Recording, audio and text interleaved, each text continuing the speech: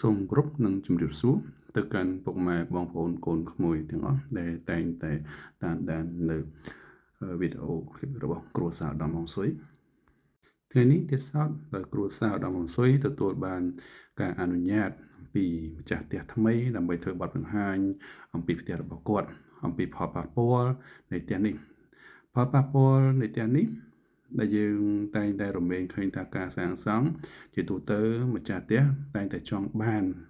នៅអ្វីដែលជាគេហៅថាការចូលចិត្តណាបំណងតាមសេចក្តីប្រាថ្នាម៉ូដក្បាច់ក៏ប៉ុន្តែផ្ទះនេះនៅពេលដែលសាងសង់ហើយគឺមានផលប៉ះពាល់តែម្ដងជានិយាយខ្លីទៅភូមិសាស្ត្រផ្ទះខុស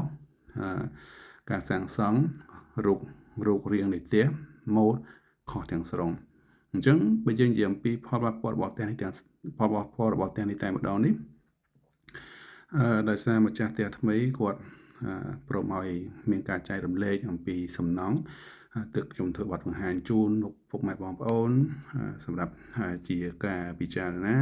មុននឹងការសាងសង់ផ្ទះសម្បែងអីគួរមានការប្រឹក្សាយោបល់ឲ្យបានត្រឹមត្រូវព្រោះធម្មតាការសាងសង់ផ្ទះមិនក្រោមពី50000ឡើងទៅលើទេតែយើងសង់ខុសវាមានផលប៉ះពាល់មានផលក្តៅក្រហាយជាច្រើនដែលកើតមានឡើងហើយជាទូទៅផលប៉ះពាល់របស់ផ្ទះនេះទៀតសោតយើងនិយាយខ្លីមកទៅថាផ្ទះនេះផលប៉ះពាល់របស់វាប៉ះពាល់លើមនុស្សស្រីអន្តរាយដល់មនុស្សប្រុសណាអញ្ចឹងវាថាម្ចាស់ផ្ទះនៅផ្ទះនេះផ្ទាល់ដែលជាម្ចាស់ផ្ទះចាស់នេះគឺផលអន្តរាយខ្លាំងគឺផលប៉ះពាល់ខ្លាំងហើយបើផលប៉ះពាល់អន្តរាយតែម្ដងគឺនៅលើមនុស្សប្រុសតែម្ដងអញ្ចឹងមានន័យថាការដែលសាងសង់ផ្ទះមួយដែលយើងអត់បានយល់អំពីភូមិសាស្ត្រដីធ្លីដែលយើងកំពុងតែចង់សាងសង់នេះគឺមានផលប៉ះពាល់ច្រើនមែនទែនហើយបើនិយាយឲ្យងាយយល់ស្ដាប់ទៅថាផ្ទះនេះមុនពេលដែលខ្ញុំចោះទៅរៀបចំជួលម្ចាស់ថ្មីនេះមានន័យថាយើងបានរៀបចំទូសពិតរួចហើយគឺផ្ទះនេះគឺគួនគួយយ៉ាវហិនអងហើយគួនគួយយ៉ាវហិនអងនេះវាយើងនិយាយខ្លីមកទៅពេលខ្លះខ្ញុំអត់ចង់សម្រាយជាភាសាខ្មែរបងប្អូនដែលចេះចិនអាចនឹងយល់បានមួយកម្រិតណាហើយតាក់ទងជាមួយនឹងគួនគួយយ៉ាវហិនអងនេះវាយើងនិយាយខ្លីមកវាប៉ះពាល់ដល់ម្ចាស់ផ្ទះតែម្ដងគឺគេថាគួន是非犯小人ឆៃពូជាអានោះគឺផលប៉ះពាល់ទាំងអស់នៅតែម្ដងអញ្ចឹងវាផលប៉ះពាល់ដែលយើងនិយាយខ្លីថានៅផ្ទះនេះដែលជាផលប៉ះពាល់ខ្ញុំនិយាយថាមានប៉ះពាល់ដល់បញ្ហាម្ចាស់ស្រីនិងអន្តរាយដល់មនុស្សប្រុសក្នុងផ្ទះអញ្ចឹងយើងអាចត្រេកទៅមើលខាងដើមបន្តិចដោយសារមិញហ្នឹងគឺយើងឃើញហើយពេលដែលវីដេអូបានបញ្ចាំងទៅខាងមុខផ្ទះនោះគឺផ្ទះនេះគឺស៊ីជ្រុងពីទល់មុខផ្ទះខាងមុខតែម្ដងគឺស៊ីចំនៅខាងយើងនិយាយថាបែកចែកជាពីរនេះថាវានៅខាងស្ដាំដៃប៉ុន្តែខាងស្ដាំដៃទៀតសោះក៏ពុះចំខាងឆ្វេងដែរអញ្ចឹងវាថានៅផលផ្ទះតងនៅផ្ទះនេះកើតឡើងវាហៅថាផលគេហៅថាអ៊ូចុងសឹងយោជារឿងដែលអ៊ូចុងសឹងយកវាថារឿងដែលមិនគួរកើតចេះអត់ដឹងមកពីណាហើយធ្ងន់ធ្ងរវាអាចនឹងឲ្យមានការបាត់បង់ជីវិតទៅទៀតហើយសំខាន់ផ្ទះនេះទៀតសោតគុណវិបត្តិរបស់វានេះមនុស្សស្រីក្នុងផ្ទះឈឺច្រើនអាចនឹងមានគ្រោះឈាមកើតឡើងមិនដាច់ណាហើយបញ្ហាចរមួយទៀតគឺផលប៉ះពាល់របស់ផ្ទះនោះទៀតសោតគឺនិយាយខ្លីទៅចង់និយាយថាតើតូននឹងដំណើរទីចិត្តទីឆ្ងាយបាត់អ្នកជួយចម្រុងចម្រើនបាត់អ្នកជួយជ្រោមជ្រែងណាមានតែជន់ពលិចមានតែក្តៅក្រហាយហើយបើនិយាយអំពីផលប៉ះពាល់អំពីសេដ្ឋកិច្ចវិញសឹងថានិយាយខ្លីថារោលេងបានតែហ្មងនិយាយខ្លីប៉ុណ្្នឹងណាអានោះផលប៉ះពាល់តែម្ដងហើយចឹងតាក់ទងជាមួយនឹងបញ្ហាទាំងអស់នេះទៀតសោតព្រោះថាបើសិនជាយើងធ្វើផ្ទះហើយហេតុអីយើងអត់យល់ពីផលប៉ះពាល់អំពីការសាងសង់ផ្ទះយើងធ្វើតាមអារម្មណ៍មានថាយើងចាយលុយតែយើងដាក់ចិត្តថាយើងទៅសង់ផ្ទះថ្មីដើម្បីមានក្តីសុខក្នុងការរស់នៅតែប្រែជាសង់ផ្ទះហើយមានផលប៉ះពាល់ធ្ងន់ធ្ងរទៅវិញហើយដល់ទីហោខ្ញុំបង្ហាញអញ្ចឹងដូចយើងចូលមកខាងមុខអញ្ចឹងយើងឃើញមានទ្វារចាស់របស់គេនៅដដែលអញ្ចឹងទ្វារចាស់ហ្នឹងគឺវាហួសតារាអាណត្តិទៅហើយអញ្ចឹងទ្វារចាស់ដែលយើងដើរចូលមកឃើញនោះគឺវាហួសតារាអាណត្តិអញ្ចឹងយើងតម្រូវបិទចោលឥឡូវយើងកំពុងតែពុះមកទ្វារខាងឆ្វេងណៃផ្ទះនេះដែលជាទ្វារលាបវិញមានថាផ្ទះនេះគឺយើងកែប្រព័ន្ធហុងស៊ុយតែម្ដងហើយនៅខាងឃើញយើងឃើញចោមួយនោះគឺចោនោះគឺយើងដើម្បីយើងកប់គ្រឿងប្រភេទគ្រឿងកិច្ចនិងគ្រឿងលាបដើម្បីកម្ចាយគ្រោះផ្ទះតែម្ដងណាមានថាកម្ចាយគ្រោះផ្ទះនេះវាថាម្ចាស់ផ្ទះថ្មីគេមិននៅគឺគេសំប្រកបនឹងគប់ប្រសើរហើយដល់ឡែកតាក់ទងនៅខាងក្រោយនោះជាអញ្ចឹងនោះជាទ្វារធំដែលគេចេញចូលពីដើមមក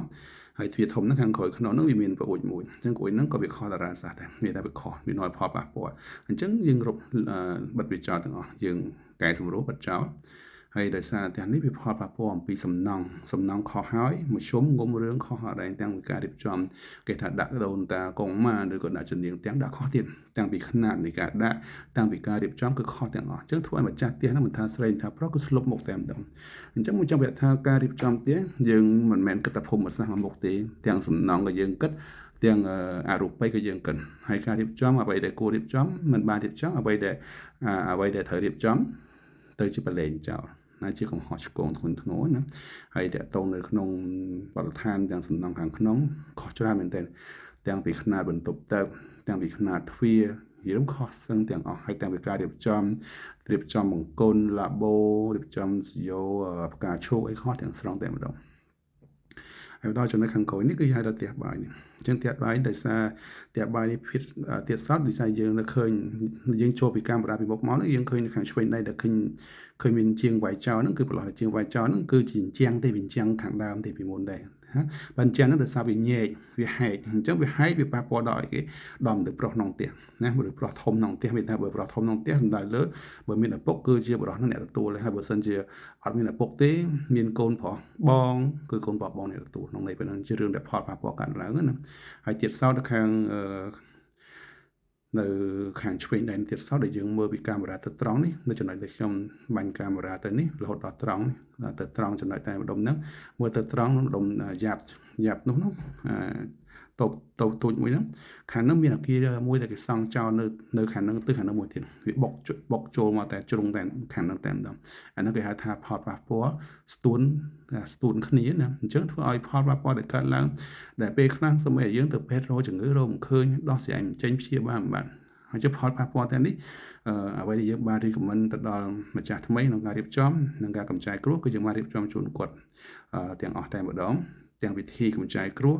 ទាំងពិធីគេថាសាំងលៀងការឡើងចងធ្នឹមណាគឺយើងកម្ចាយគ្រោះទាំងអស់រៀបចំឡើងវិញទាំងអស់តែម្ដងដើម្បីថាគេតែពេលដែលអ្នកដែលចូលទៅរស់នៅគឺគាត់ធ្វើនៅដល់ក្តីសុខហើយចឹងបងប្អូនកុំយល់ថាដល់ឥឡូវនេះគឺឃើញខ្ញុំចាប់ផ្ដើមធ្វើការដិតដុំនេះដុំប្រាំដោយសារការងារបន្ទាន់ដោយសារហើយយ៉ាងមួយខ្ញុំឆ្លៀតពេលមកទេដល់ពេលអញ្ចឹងវាអត់បានតាមថានៅកន្លែងនេះគឺយើងដិតដោយគេហៅថាដុំមាសដុំប្រាក់នោះអ៊ូប៉ៅអញ្ចឹងតើតើអ៊ូប៉ៅដុំមាសដុំប្រាក់ទាំង5មុខនេះនៅខាងខ្ញុំមានក៏មិនដែរដោយសារកន្លែងនេះចំណុចនេះដោយសារយើងទី1យើងមកបថុញញុចពេលវេលាអត់គ្រប់គ្រាន់ដល់អញ្ចឹងក៏យើងធ្វើការរៀបចំបញ្ចុះនៅលើអាកដាស់ហ្នឹងតែម្ដងនិងរៀបចំយកតែម្ដង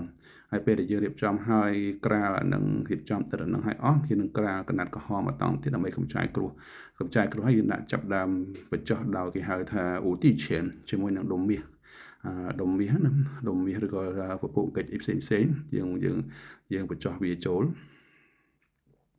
អញ្ចឹងតើតូនជាមួយនឹងហើយសួរថាដុំមាសមែនទេមែនទេគេថាដុំមាសសបានិមិត្តអ្នកហេតុផលណាអញ្ចឹងយើងរៀបចំបញ្ចុះវាទៅក្នុងហ្នឹងដើម្បីឲ្យមានសេរីសួស្តីមកដល់ម្ចាស់ថ្មីទៅពេលដែលគាត់ចូលរស់នៅគាត់មានលៀបមានជ័យហើយរាល់គ្រោះទាំងឡាយដែលម្ចាស់ផ្ទះចាស់ដែលធ្លាប់ទទួលរងនោះគឺរលាយសាបសូន្យទៅអស់តែម្ដងនឹងហេតុផលហើយជាទូទៅខ្ញុំកម្រនឹងមកចោះធ្វើឲ្យផ្ទាល់ណាចំណុចនេះដោយសារតែការភាសាថាស្គាល់គ្នាចិត្តដិតណាហើយក៏ជាទីតាំងមួយដែលចង់បង្ហាញបងប្អូនយល់ថាទីតាំងនេះបើមនុស្សធម្មតានៅបានទេសម្រាប់ទីតាំងដែលខ្ញុំកំពុងរៀបចំដោយសារតែពេលយើងទស្សពិតមកពេលណាក៏ដោយនៅតែឃើញគន់គួយយ៉ោហ្នឹងគឺអនងគេហៅថាមន្ត្រីនឹងខ្មោចនឹងខ្ពស់មែនទែនអញ្ចឹងលេខនៅកន្លែងហ្នឹងតំបន់មកកាត់មរុំដែលផ្ទះហ្នឹងនៅនេះគឺភាគច្រើន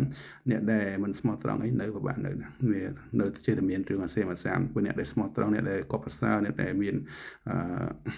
គេថាគណិតល្អត្រឹមត្រូវនឹងចម្រើនតែម្ដងដីហ្នឹងគឺមានផលប៉ះពាល់បែបហ្នឹង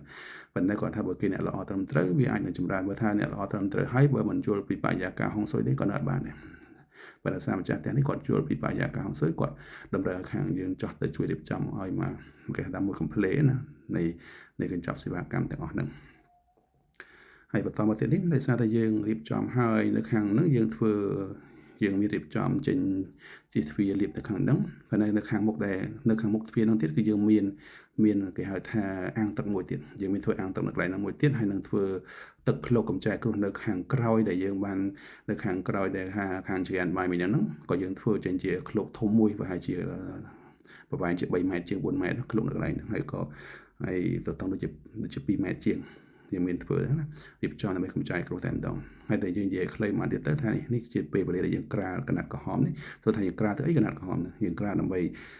កម្ចៅគ្រោះហើយនឹងពំនាំនៅសេចក្តីចម្រើនព្រោះហើយពេលយើងក្រាលពេលយើងកំពុងតែក្រាលបដានោះគឺយើងបញ្ចុះតែម្ដងតាមថាកណាត់នោះគឺយើងមានបញ្ចុះហើយបើសិនតែជាទូទៅ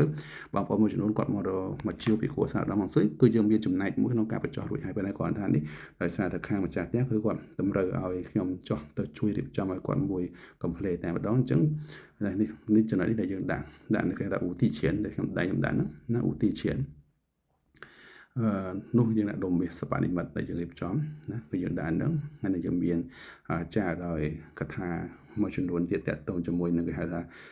កថាមេដីណាដើម្បីកម្ចាយគ្រោះទីនោះតែម្ដងហើយពួកថ្ងៃដែលចោះធ្វើហ្នឹងគឺក្តៅតែមែនទែន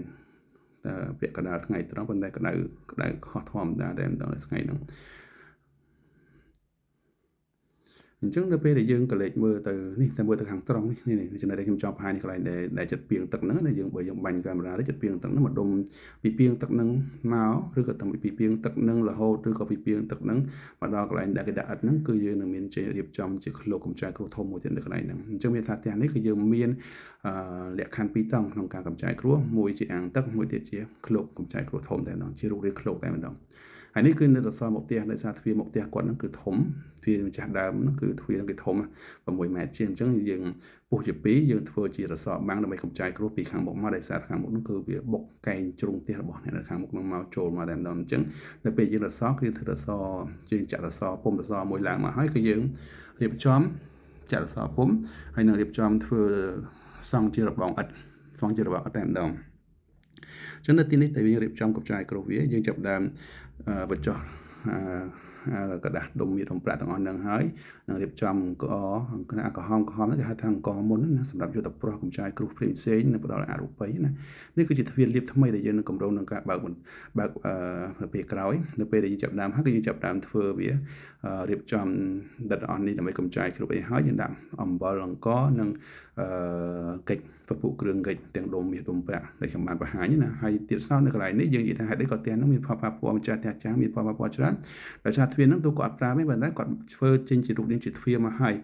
ទូគាត់មិនចេញចូលអចិន្ត្រៃយ៍ក៏ដោយប៉ុន្តែដោយសារនៅខាងមុខនៃទ្វារហ្នឹងគឺជាគេហៅថាស្រះជាស្រះការឈូសបុកគេជាងលំហូរខ្យល់បក់មកខ្លាំងមែនទែនអញ្ចឹងដូចទៅពាក្យអញ្ចឹងគេតែនិយាយថាខ្យល់ខ្លាំងម្ចាស់ក្រណាហេតុផលហ្នឹងគឺលក្ខខណ្ឌហ្នឹងតែម្ដងអញ្ចឹងមកខ្ញុំរៀបចំជាអាងទឹកនិងជាឃ្លោកដើម្បីកម្ចៅគ្រោះដើម្បីឲ្យកើតជាបំវែពីគ្រោះឲ្យទៅជាលាបហ្នឹងហេតុផលហើយនេះគឺយើងរៀបចំគេថាយើងបានដិតឲ្យអស់ហើយព្រោះជាដាក់ចំនួនច្រើនមែនតិចណានៅគាត់ណាជួផ្លូវមុខនេះគឺយើងចំនួនច្រើនមែនទែននេះជាករណីថាផ្ទះដែលយើងកែទេបើផ្ទះដែលយើងមិនកែសាងសង់ហ្មងគឺយើងមានចំនួនដែលយើងរៀបចំបរិមាណចំនួនកំណត់ច្បាស់លាស់ដែលយើងបានរៀបចំឲ្យដោយសារថ្ងៃដែលខ្ញុំមកនេះយើងបថុញញុចដោយសារខ្ញុំរវល់ពីខាងក្រៅផងក៏ឆ្លៀតពេលមកភ្លាមធ្វើតែម្ដងចង់និយាយក្នុងអីហ្នឹងដោយឡែកការបាច់ប្រោះគឺយើងបាច់ប្រោះសម្រាប់កម្ចៅគ្រោះទូទៅមានតែពេលខ្លះទាំងបងប្អូនរកស៊ីក៏ដោយរកស៊ីស្ងាត់ហូបអីស្អីយើងយកតែអំបិលនឹងក៏ខាងគោលសារដល់មកស៊ុយលេបញ្ចូលគ្នាបាច់ទៅយប់ឡើងទៅភ្លឺឡើងមានភ្ញៀវមកអាហេតុផលណាអានឹងការបាច់កម្ចៅគ្រោះផ្សេងហើយការបាច់កម្ចៅគ្រោះអននេះក៏បាច់ឲ្យដំណឹងដែររាល់ពេលដែលយើងមានផលប៉ះពាល់មានអរូបីមកប្រាប់យើងដូចគ្នានឹងហេតុផលអញ្ចឹងតើតើនៅកន្លែងនេះគឺខ្ញុំចង់បង្ហាញមានន័យថាពេលខ្លះទៀតបងប្អូនចំតំបន់ផ្លូវបុកឬក៏ផ្លូវឬក៏មានពីមុខផ្ទះហ្នឹងមានជាស្រះឲ្យចំនៅតែផ្លូវខ្យល់របស់វាណាមិនមែនថាល្អទេណាពេលខ្លះវាតារាសាស្ត្ររត់ត្រូវក៏ដោយគាត់ថាតែមានការបង្វិលវាតែបើអត់បង្វិលវាទេមានថាវានឹងផលប៉ះពាល់កើតឡើងគេថាខ្យល់ធំម្ចាស់ក្រណាផលខ្យល់ធំនឹងនាំឲ្យម្ចាស់ផ្ទះហ្នឹងមានរឿងមានរ៉ាវកើតឡើងមិនចេះហើយចំណុចទាំងអស់ទៀតសោតពុកម៉ែបងប្អូនតើការស្វែងយល់បានច្រើនបន្តិចព្រោះហេតុអីជាលក្ខខណ្ឌមួយដែលយើងត្រូវតែដឹងដូចខាងក្រោមនេះយើងចាប់តាមក្រាលមួយសាទៀតចាប់តាមក្រាលនៅលើទីតាំងដែលយើងបានកំណត់ហ្នឹងណា ការក្រាទាំងអស់នេះវាមានលក្ខខណ្ឌច្បាស់លាស់មិនជាតែក្រាតាមចិត្តទេណាមានតែការយើងក្រានៅប្លង់តាមប្រព័ន្ធប្លង់និងក្រានៅតាមគេហៅថាភ្លាធំហើយនឹងកន្លែងដែលតាក់ទងជាមួយនឹងកន្លែង system លាមកម្ដុំ system លាមកដែលយើងប្រកបប្រព័ន្ធលូលាមកចេញក៏យើងត្រូវមានការរៀបចំនឹងដើម្បីកម្ចាត់គ្រោះឲ្យហើយតែម្ដងចឹងលក្ខខណ្ឌទាំងអស់នោះគឺជាការចាំបាច់ដែលយើងត្រូវការរៀបចំដោយឡែកការរៀបចំមួយចំនួនទៀតវាថានិយាយឲ្យខ្លីយើងកម្រនឹងមានបទបង្ហា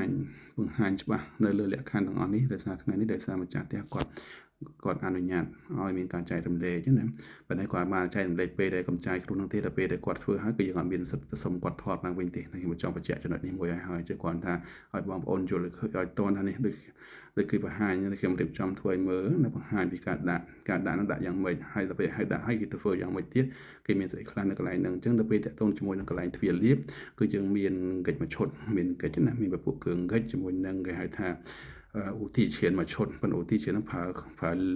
លើសពីលំដាប់ធម្មតាមកតង់ទៀតហ្នឹងតាក់ទងនឹងទ្វារលាបហើយជាមួយនឹងបើយើងនិយាយពីផ្ទះសាងសង់ថ្មីប្លង់ផ្ទះប្លង់កណ្ដាលកន្លែងកណ្ដាលផ្ទះហ្នឹងក៏យើងមានបញ្ចុះវានិងតាមរសល់មួយចំនួនក៏យើងមានរៀបចំឡើងទាំងអស់ដូចគ្នាហើយអ្វីដែលសំខាន់មួយទៀតគឺលើថ្នាំតែម្ដងថ្នាំទៀតបើថ្នាំស៊ីម៉ង់ក៏យើងមានរៀបចំបានហើយអស់ហើយយើងយកទៅដាក់តែម្ដងហើយបើសិនថាជាថ្នាំដៃទេគឺយើងរៀបចំហើយយើងចងយកតែម្ដងនឹងហេតុផលណាអញ្ចឹងមកខ្ញុំចង់បញ្ជាក់អំពីការរៀបចំពេលរៀបចំចង់សាងសង់ផ្ទះថ្មីនៅទីតាំងណានៅកន្លែងណាក្តីចូលមានការប្រឹក្សាឲ្យរកឲ្យអ្នកជំនាញត្រូវឲ្យច្បាស់លាស់ណាកុំចេះតែឃើញទាំងត្រូវឲ្យមានថវិកាសាងសង់ប៉ុន្តែតែសង់ហើយក៏រស់នៅអត់បានដែរហ្នឹងហេតុផលខ្ញុំចង់អ្នកខ្លះសង់ហើយទៅជាធ្វើឲ្យខ្លួនឯងបាត់បង់គ្រប់យ៉ាងទៅមានដែរផ្ទះមួយចំនួនណាហើយក៏ផ្ទះខ្លះលំដាប់លានដុល្លារហើយក៏សង់ហើយក៏នៅអត់បានដែរខ្ញុំចង់បញ្ជាក់បង្ហាញអញ្ចឹងខ្ញុំចង់បញ្ជាក់ថាមុននឹងពុកម៉ែបងប្អូនមានបំណងចង់សាងសង់លំនៅឋានកែផ្ទះជួសជុលផ្ទះគួរតែមានការប្រឹក្សាយោបល់ឲ្យបានត្រឹមត្រូវជាមុនសិនមុននឹងសម្រេចចិត្តថាគួរកែពីណាទៅណាដើម្បីឲ្យកែឲ្យវាចម្រើនកុំឲ្យកែឲ្យអត់ចម្រើនេះមានរឿងលើកដើមទៅទៀតនៅដែលខ្ញុំចង់បង្ហាញចំណុចមួយនេះហើយកន្លងមកទៀតដែលយើងឃើញតែងតែឃើញថានៅក្នុងព័ត៌មានមួយចំនួនដែលតងជាមួយនឹងការរៀបចំផ្ទះបើយើងត្រឹមតែមើលតាមតែម៉ូដក្បាច់ដែលគេបង្ហាញតាមតែ decor តាមតែ architect រៀបចំមកនេះគឺយើងពិបាកណាស់នឹងការទៅរស់នៅនេះដែលខ្ញុំចង់បង្ហាញចំណុចនេះគឺឥឡូវខ្ញុំបានបង្ហាញទៅខ្ញុំដាក់ arrange ក្រាស់តាបៃសូជីហើយជាមួយនឹងគេហៅថាឧទាជាដែលយើងបានរៀបចំហើយ